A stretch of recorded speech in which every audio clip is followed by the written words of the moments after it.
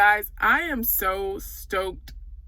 I'm so happy about this series, the Read the Bible with Me series. We'll be going through, by God's good graces, the entire Bible.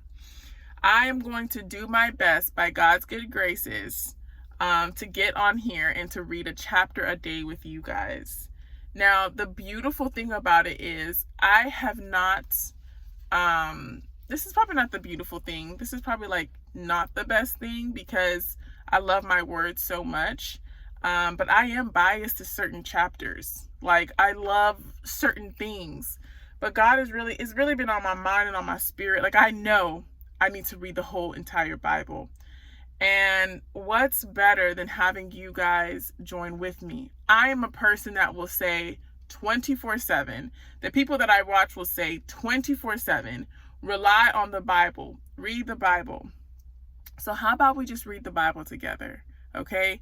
I'm also a person that loves the facts. I have already suffered enough. If you're anything like me, we have suffered enough behind lies, behind people that may mean well, may not mean well, behind pastors and things like that. So much fluff. And as you get older, you start to realize there has to be a better way. And I am so convinced that that's why you have platforms like YouTube that just exploit that need for people to go deeper into something.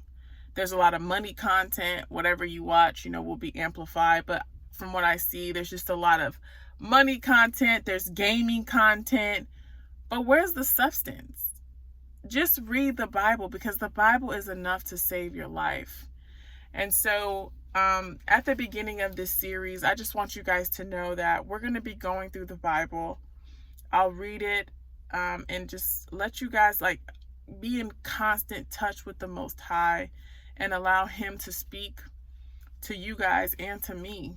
And I want you guys to comment, to post what you guys are learning, because when you read the Bible, when you read the Bible and accept it, and that's my prayer for all of us, is to be able to accept the word as it is, not as what we've been taught it to be. And this is only challenging if you're holding on to the identity that you've built up, okay? If you've built up the identity in being a good Christian girl, you're going to hold on to it. If you've built the identity behind whatever it is, you're going to hold on to it.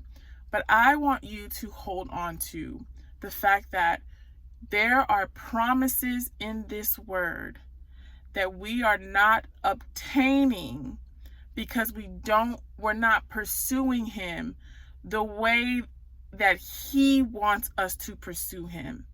And so the goal and the purpose is to align our lives to what Yeshua, i.e., what people call Jesus, what Yeshua said when He said, when the disciples said, "Teach me how to pray."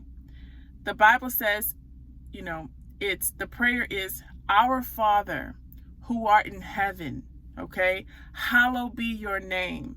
Your kingdom come. Your will be done on earth as it is in heaven," okay? So on earth as it is in heaven. So what that means is we are supposed to be this is just line for line, text for text. It's not anybody preaching at you or anything like that. I'm literally just going over the scriptures in my mind because I read it all the time with my children. The kingdom is coming down. Okay, so we need to understand, using the thing that He gave us, to understand how do we bring this kingdom down. And I can probably tell you that there's a point in your life where, especially if you're in the Christian faith, there is something in your life that is not going the way that you want it to go, or there's going to be a moment pretty soon where things start to shift. Okay, and you will need the power of the Most High behind a biblical understanding and not a religious one, in order for you to obtain and to bring heaven into earth. Because once again, we are children of covenant. We are not children of just, religion. We are children of covenant, meaning there's laws, rules, and regulations. A covenant is a binding document. It's a binding commitment, a contract. But once again, there's two sides to a contract. There are his side, and that's what you do. And dependent on how you obey his side, it depends on what, it'll basically show the blessings that you are going to obtain. Okay, now this is not just for blessings, but I want you guys to understand this. Our children, and it's natural if you have children are incentive based, and so are we, and he knows that. And as you continue to develop your relationship with the Most High, you're going to realize that it's okay to be incentive based, but once you see how sweet his presence is under his covenant, it will switch from, Daddy, I don't really care about all of these things. I really care about you. You have guided me. You have blessed me. You have been with me. So tell me more about you. So wherever you're starting, that's okay. We're going to read the Bible, and we're going to trust that God will do his part as he always does. He has never failed. He will never fail. And as now it's up to us to do our part so that he can have his way through us. So let's go ahead and start. Genesis 1, the history of creation. In the beginning, God created the heavens and the earth. The earth was without form and void, and darkness was on the face of the deep. And the Spirit of God was hovering over the face of the waters. Then God said, "Let there be light." And there was light. And God saw the light that it was good. And God divided the light from the darkness. God called the light day, and the darkness he called night. So the evening and the morning were the first day. Then God said, "Let there be a firmament in the midst of the waters, and let it divide the waters from the waters." Oh, God is so big. When you think about that, just you look at the ocean. Like, I like watching Bora Bora and all the travel blogs and everything like that. You can literally see divides in the water. When I see that, sometimes when I'm sad, I'm like, or I see, like, I feel like the situations are engulfing me. I just stop and I look, and I just put on one of those videos, because obviously I can't be in Bora Bora, but all the time. But I just look at it and I say, if God can create all of this, surely he can insert whatever issue. That's how good he is. But let's continue on. Thus God made the firmament and divided the waters which were under the firmament of the waters which were above the firmament. And it was so. And God called the firmament heaven. So the evening and the morning were the second day. All right, God, we know you are amazing. Then God said, "Let the waters under the heavens be gathered together into one place, and let the dry land appear." And it was so. And God called the dry land earth, and gathered together of the waters he called seas. And God saw that it was good. So sometimes I mean, maybe the firmament means the heavens, because, the clouds have water. So it's just so cool, because it's like, there's so much research that needs to be done here when you think about it, because in chapter 10, he says he called seas. So it's like, is the firmament the same as seas? There's so much research that has to be done. And God saw that it was good. Verse 11, then God said, "Let the earth bring forth grass, the herb that yields seed, and the fruit that yields fruit, the fruit tree that yields fruit according to its kind, whose seed is in itself on the earth. And it was so. One of the things that reminds me of, especially during a lonely season, is a lot of us are around people that are not even of their kind. Okay? Everyone has a kind. Just like there's a red apple, there's a green apple. If you look at the red apple and you say, hey, everybody should be a red apple, you are going to feel out of place if you're a green apple, because the seed determines the color. Okay? The seed has rules in it and regulations in it that will determine what kind of fruit will come from that tree. I want y'all to be encouraged with the word of God, because it tells you that not everybody's going to be your kind, and that is okay. Okay? So there's so much to keep, we'll just keep going. And the earth brought forth grass, the herb that yields seed according to its kind, and the tree that yields fruit, whose seed is in itself according to its kind. And God saw that it was good. So the evening and morning were the third day. Then God said, let there be lights in the firmament of the heavens to divide the day from the night. I need to understand what this word firmament means. Okay, we'll figure that out. I'll put it down in the description. And let them be for the lights in the firmament of the heaven. Oh, I skipped this part.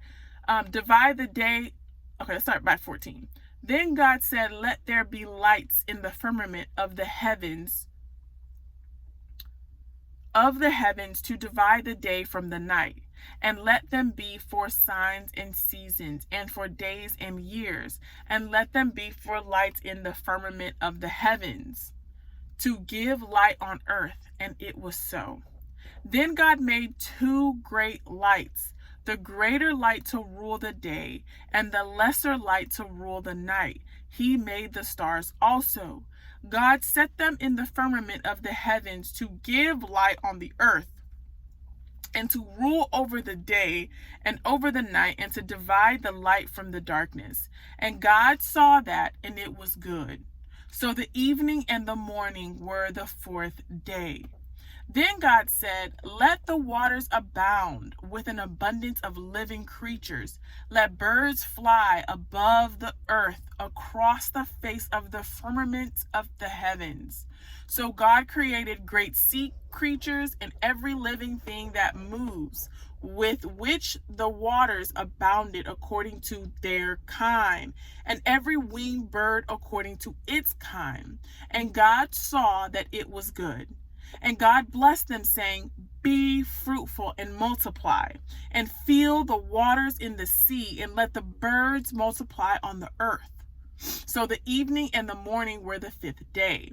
Then God said, let the earth bring forth the living creature according to its kind, cattle and creeping thing, and beasts of the earth, each according to its kind. And it was so. And God made the beasts of the earth according to its kind, cattle according to its kind, and everything that creeps on the earth according to its kind. And God saw that it was good.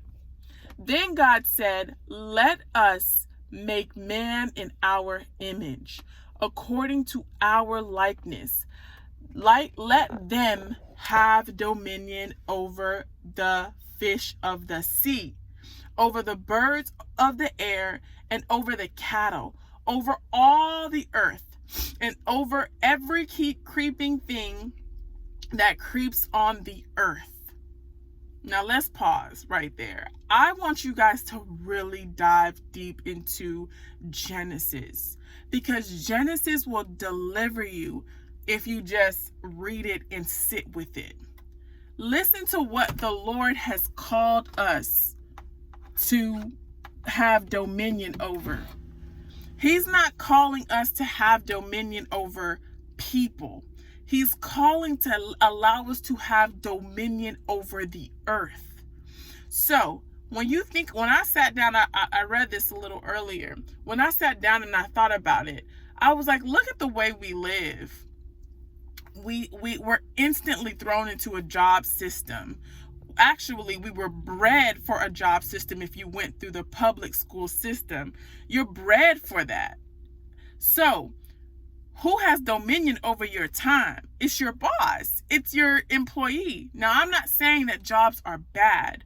What I'm saying is everything has to go through submission to the Most High. If it's a job that you are working that's out of alignment with your purpose, it is eating at your time. And it's important that we make the most out of our time, like the Bible says, like David prayed, Father, Yah, teach me to number my days. We're not here forever. And so it's important for us to align our system, our thinking, to the Most High's thinking.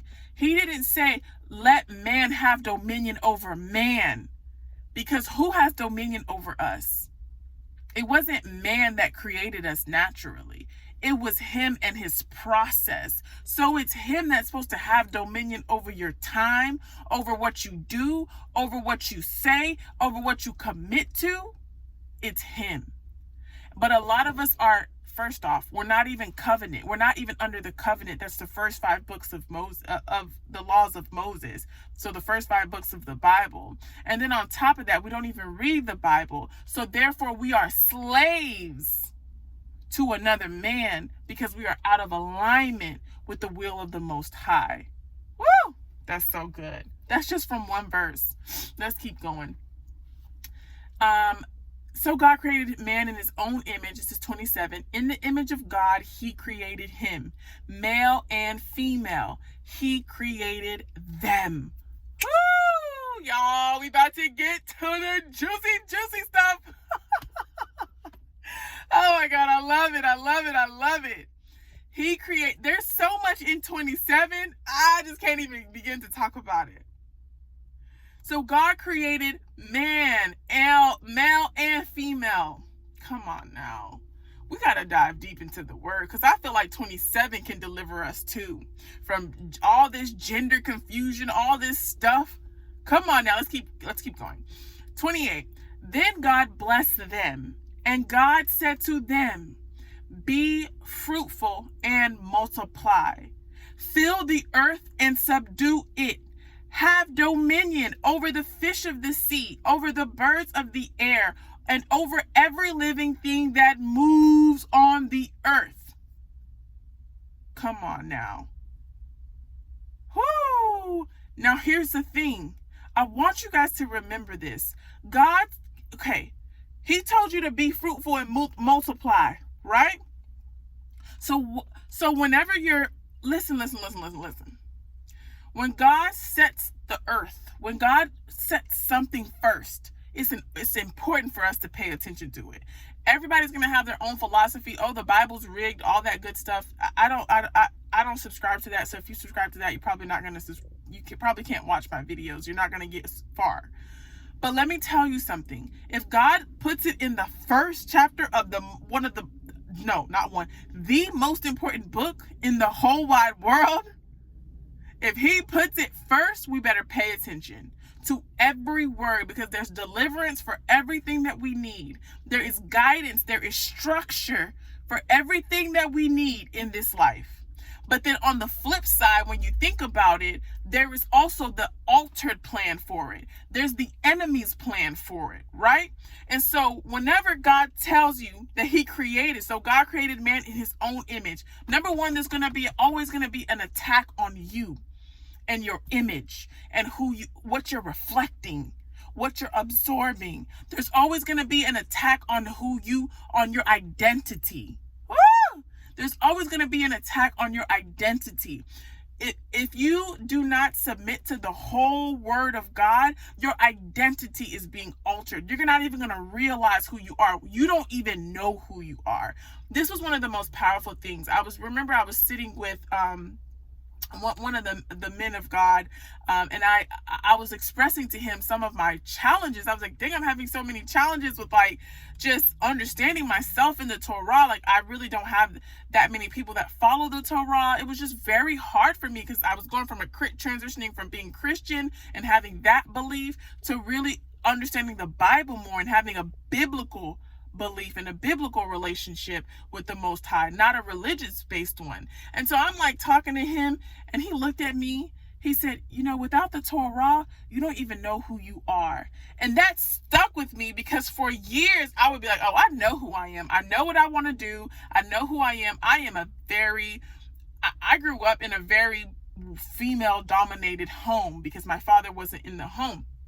So I'm very assertive with what I believe. And in that moment, it struck me, because I'm like, I was so sure of myself, but now as I sit with the Most High, I'm like, dang, like he's healing the child in me. Everything that I tried to be, it was based off of something that I didn't even know. There's so many traumas that we don't even know that God has to deliver us from, but he's waiting for us to come to him, because there's an attack first on your image. There's an attack first on your identity, because you were made from him. So the enemy, if he gets you out of your identity, if he gets you out of being a daughter of covenant, if he gets you out of those things, then he knows that you're just going around the circle. You're just going around Mount Sinai. You're not going to get to the promised land. You're just going over and over and over, doing the same thing year in and year out. Okay, let's continue, because this is getting good. The Bible is so beautiful. So now let's keep going. God created male and female. He created them. Now, here's what I want you guys to see, because there's so much talk about equality, about gender. There's so many gender wars on YouTube. It's insane. This is because the enemy will first attack your identity, and then the enemy will attack your relational context. That is why relationship content is just selling on YouTube. It's because it's a natural need to be in that relationship, a male and female. He created them. So there's naturally going to be, when we're out of alignment with ourselves, it's the next thing that's affected is our relationship to the counterpart. Okay, but when you see that, it's not God created man, because when man, he said he created them. So he created male and female in the same breath. Okay, it's so important for you to understand. When you have a good understanding of yourself, you begin to release idolizing things. We have a generation that either idolizes singleness or idolizes marriage, when in reality, we were meant to only idolize the King. And the King and the Most High will balance us out. But because we have married people that are idolizing their husbands, I could be guilty of that too sometimes. I am guilty of that too, and the Lord will correct me on that. Or we idolize, your singleness, whatever it is. We are not supposed to idolize anyone, including your husband, including your wife, because then you are out of alignment, and because he is the one to be worshiped. You have to love the Most High more than you love your spouse, and your spouse is the beneficiary of your obedience and your thinking. Okay, because that's the way he said it. He said God created man in his own image. In the image of God, he created him, male and female. He created them. Woo! Come on now. It's all in the word. It's all in the word. Then God blessed them. And God said to them, be fruitful and multiply. Fill the earth and subdue it. Now I just want to stop at be fruitful and multiply. One of the things that you will realize when you get married is what's the biblical meaning of marriage? Not the earthly meaning. What does the Bible say about marriage? The meaning of marriage is to raise godly children. Boom. The enemy attacks your identity. He attacks your relational context of male and female and that relationship. Then he attacks your children. Be fruitful and multiply. The Lord's design is for you to be fruitful and multiply. Multiply his kingdom with your children and your aligned and obedient children of the Most High, because it starts with obedient parents. Come on now. So now he's attacking your children. This is why it's so important. If you're my lady, it's so important. So I'm speaking to you because I'm a woman. It is of the utmost importance that you do your singleness right. Don't idolize a rich man. We have so much toxic content on the web. People are idolizing rich men, this man, because they're idolizing a lifestyle, because they come from a broken family, so they're trying to fix themselves. You do not have the power to fix what you did not break. If you come from a home that has generational challenges with two parents being in the home, you cannot fix that. You have to go to the Most High to help you align and fix the things that you don't even know that are broken inside of you. You have to go to him to repair your image, to repair your identity, because it starts there first. You cannot be a good wife, you cannot be a good husband if your own identity is shifted. Let me not say this. You can be a good one, because there's a lot of good, but there's not a lot of godly. And godly is what is attacked by the enemy. Godly is what reproduces the kingdom, not good. Come on now. A godly spouse has to have their identity based in the Lord. A godly spouse has to have their identity in order to be a godly parent that multiplies the kingdom. Okay, y'all get it. Be fruitful and multiply. Fill the earth and subdue it. Have dominion over the fish of the sea, over the birds of the air, and over every living thing that moves on the earth. Once again, you're supposed to have dominion over the earth. Now, when you think about it, that's why there's such an attack on, you got to buy a home. You got to buy a home. They put you in all this debt because they don't want you to own earth. Because when you own earth, you're free. You can garden. You can feed yourself. You can clothe yourself. You can do whatever you need. You don't have to pay taxes. Come on now. It's all written in the Bible.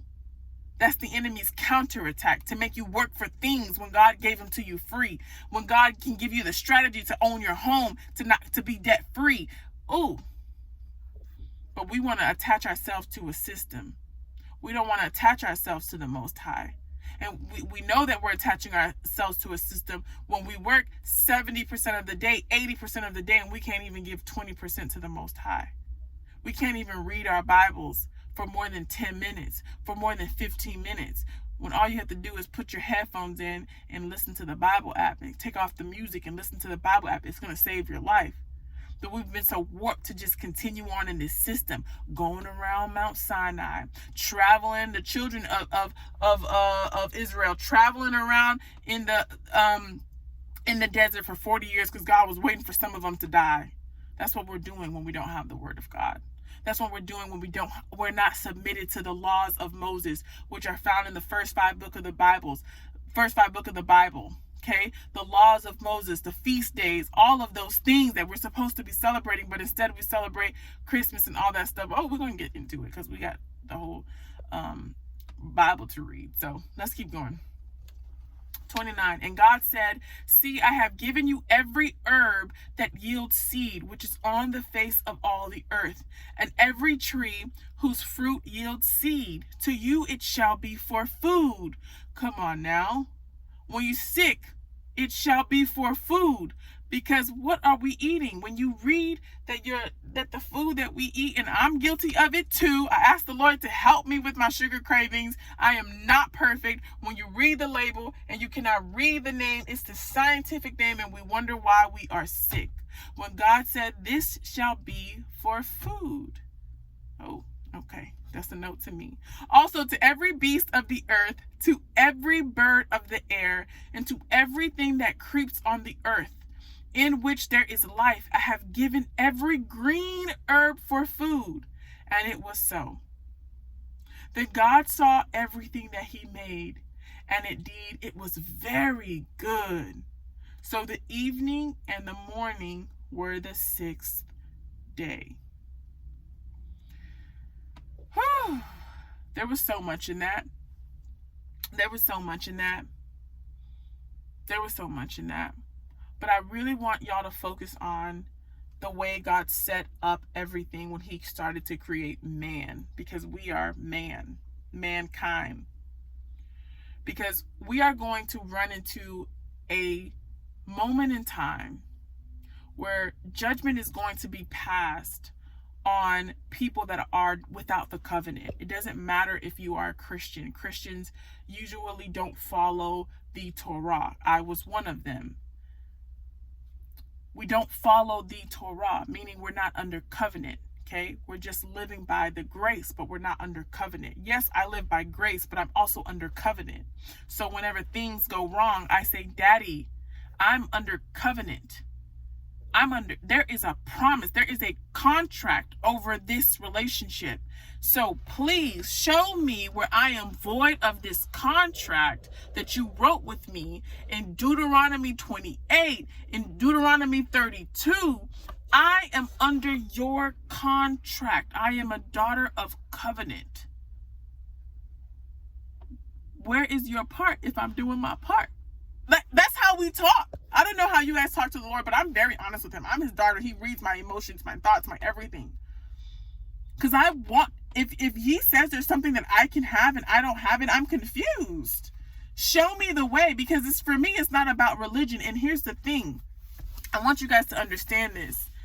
There is going to be a great falling away, because there is going to be a release on people, because we are in a time frame where God is not playing around anymore. If we were lukewarm, if we are children under covenant, we will be, if we are not children under covenant, we will be barely surviving. But I don't want y'all to barely survive. I want you guys to thrive. Because when you're a child of covenant, like he says, and you're following the 5 books, the Torah, and you're following also under the covenant and the blood of Yeshua, you need both. You don't just need one. And that's the grand deception of the enemy, is to tell you that you only need to focus on Yeshua, the blood of Yeshua. But that's not true. And we're going to dispel that. But I want you guys to understand this, especially for my female ladies, the ladies that are married to very rich men. You're going to go under judgment if you are complacent in this season. Because yes, for sure, there can be women that have women that don't have, husbands that have money. But if you have a man that has money and you are complacent with the wealth that God has given you to steward, you will be judged too. You will be judged. You need to pursue the Most High. You cannot get comfortable with wealth, because the true wealth is in the multiplication of his kingdom, not multiplication of whatever it is that you see fit, whatever it is that your husband sees fit just because he has more money.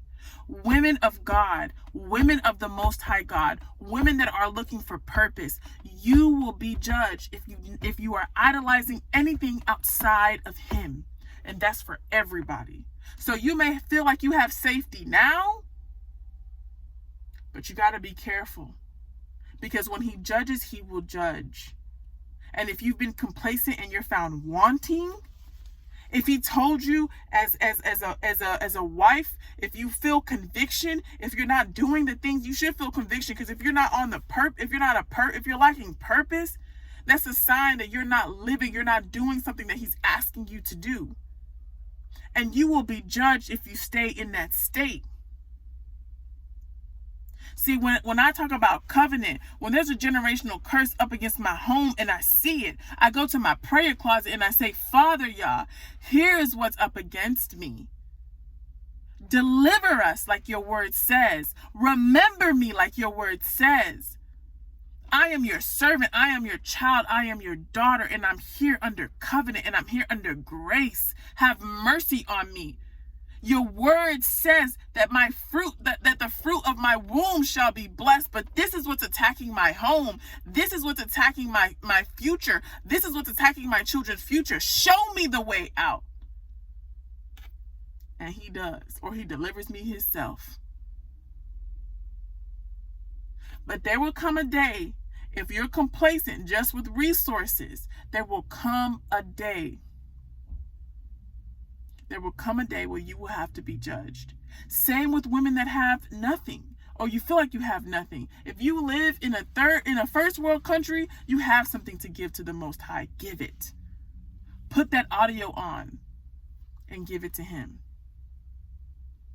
Give it to him. Give your time to him.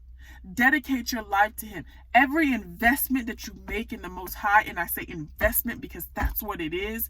He's called you. He's given you time. And when you invest it back into him, he will exponentially do it. But you have to allow him to groom you through this process. But you have to first know your word to be able to distinguish left from right, good from bad. To wake up what's sleep inside of you, you have to know his word. All right, so that's it for Genesis 1. I will see you guys on Genesis 2. Be blessed. Our Father loves you. All right.